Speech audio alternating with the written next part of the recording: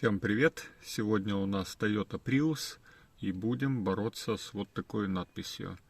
Эта надпись на щитке приборов говорит о том, что пора поменять масло. Первое-наперво включаем зажигание и выставляем трип А.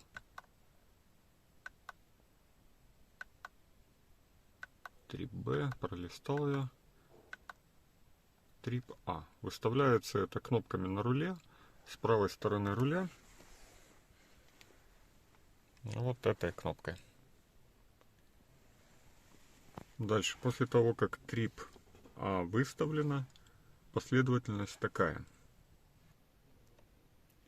Выключаем зажигание, зажимаем кнопку километры, мили. Она бывает расположена здесь, бывает расположена здесь.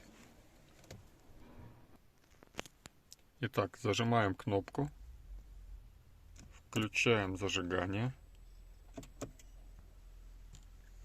и процесс пошел. Все, на этом все. Сервис сброшен. Всем удачи и пока.